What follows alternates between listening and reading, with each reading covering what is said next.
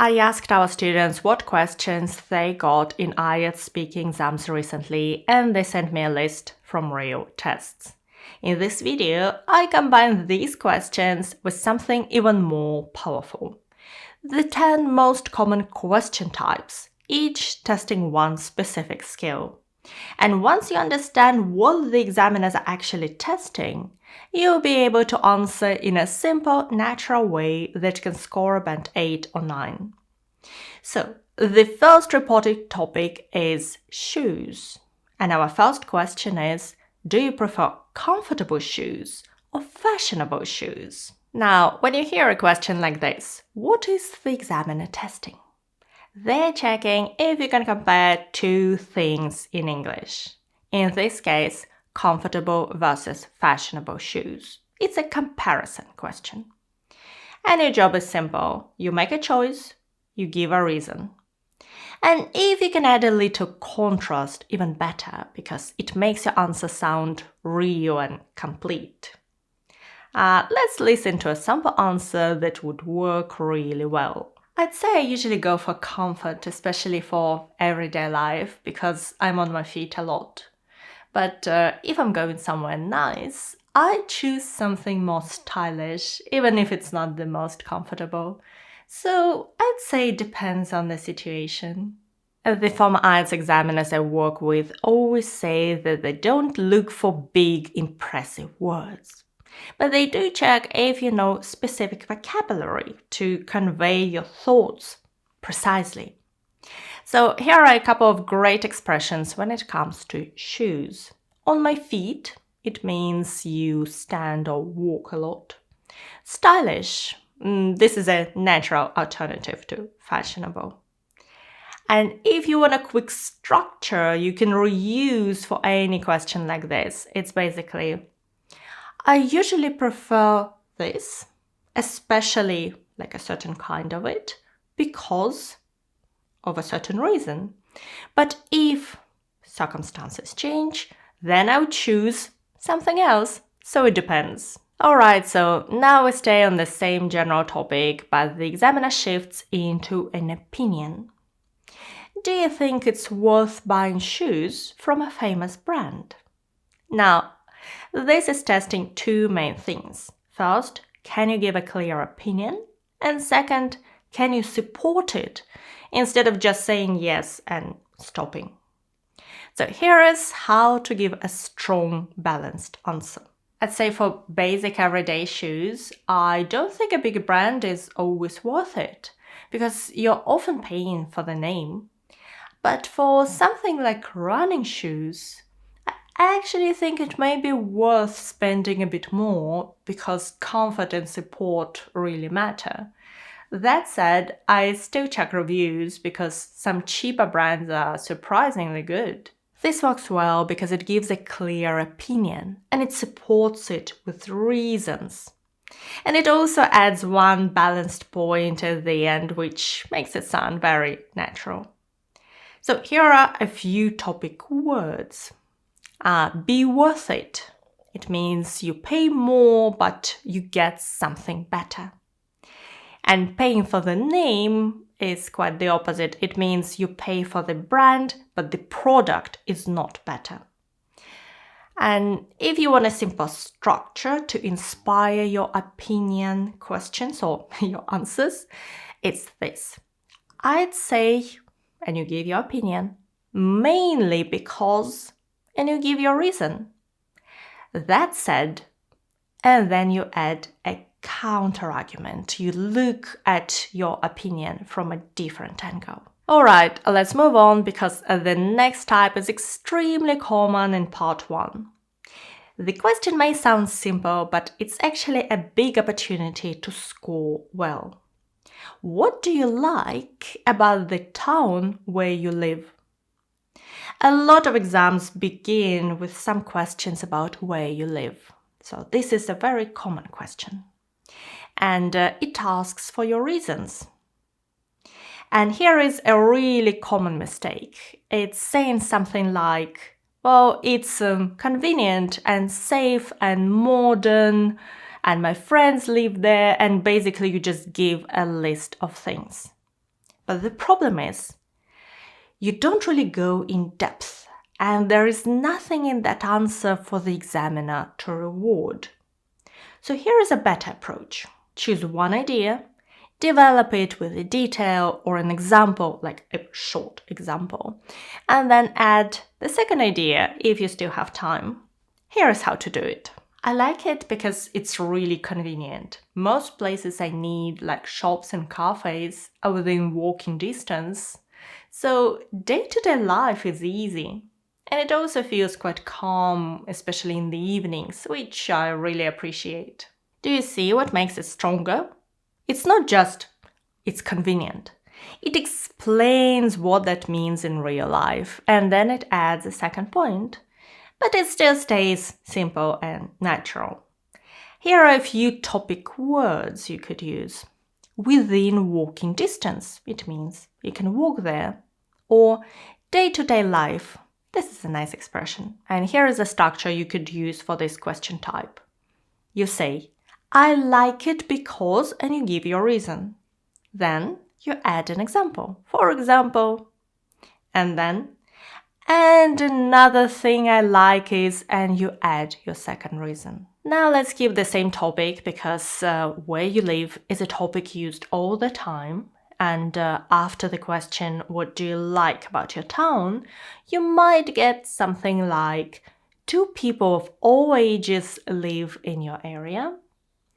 And on the surface, it looks like a yes or no question. But the examiner is not interested in a one-word answer.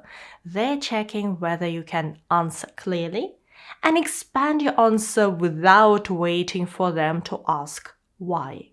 So let's listen to the answer. Yes, definitely. It's a real mix, actually. There are quite a few older people who've lived here for years, but there are also lots of young families because the area feels safe and it's close to schools. This is a good expanded answer. It gives a quick overview, and then it supports it with two specific groups.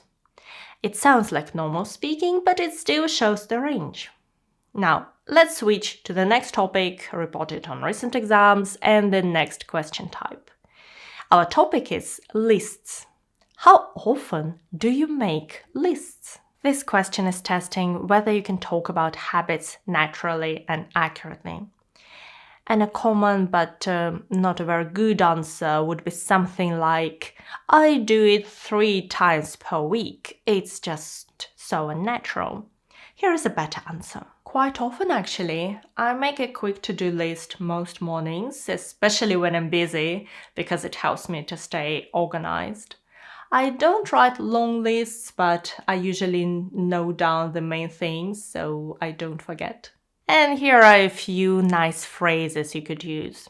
A quick to-do list. To stay organized. And to note down. This is a phrasal verb, and phrasal verbs are great in IELTS speaking. A simple structure you can use is, you give your answer quite often, not that often, every now and then. Especially when, and you describe the circumstances when you would do something, because, and you give your reasons. Next, the examiner changes the time frame. So instead of habits, they ask about your past experience. And that's where grammar starts to matter more, especially your tenses. Let's have a look at this question. Have you ever taken a lot of photos? So it may look simple, but it's actually checking how well you can handle past time in English. And here is a model answer that shows real skill. Yes, I have. I actually used to take loads of photos when I was at university. I got into it properly after I bought a second-hand camera. And for a while, I would just go out to take pictures of random streets. But then I got busy with work, so I don't do it as much now. It starts with present perfect to match the question. Yes, I have. And then it naturally moves into past simple, and we have used to and would. 2 grammatical constructions we use to talk about past habits, which are not true anymore.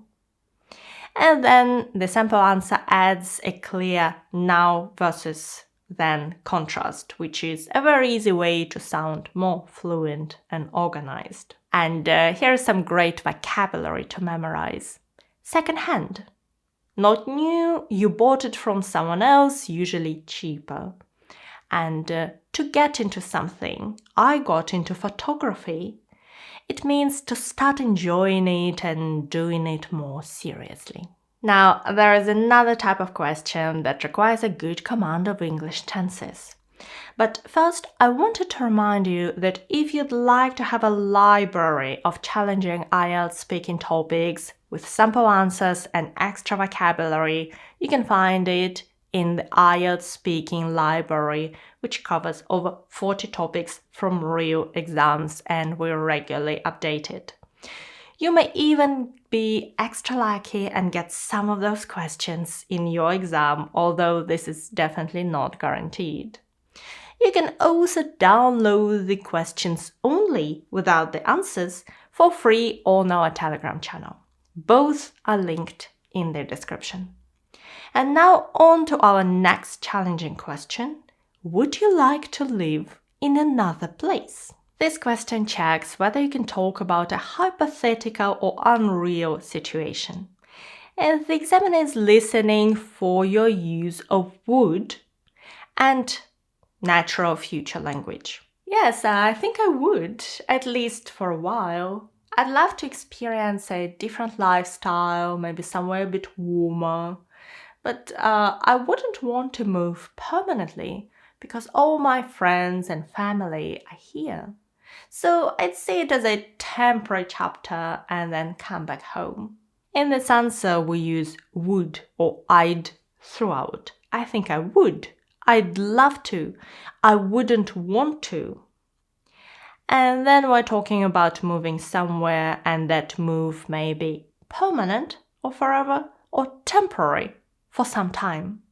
When I was moving to London to do my master's, it was meant to be temporary for 1 year. But it was over 10 years ago, and now London is home, so I dare to say it was pretty permanent. Now, let's jump to part 3, because that's where students often feel the most nervous, because the answers need to be a lot longer than in part 1. And part 3 is the key part, the one that determines your final score. So here is one of the most common part 3 patterns. We're talking about social media, the internet, and our life online. Why do people become toxic online, and how can we reduce it? This is a cause and solutions question.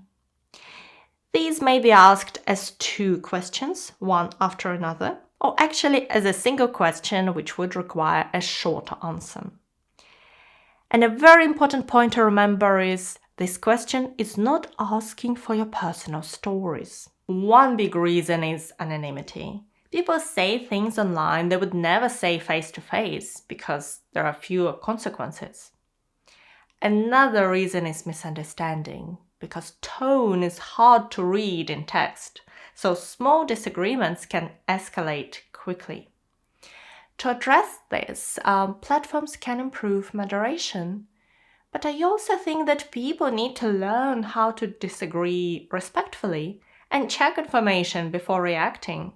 This answer has some great vocabulary. Anonymity. That's when people can hide who they are online. Moderation. That's when platforms remove nasty comments or block people. Escalate.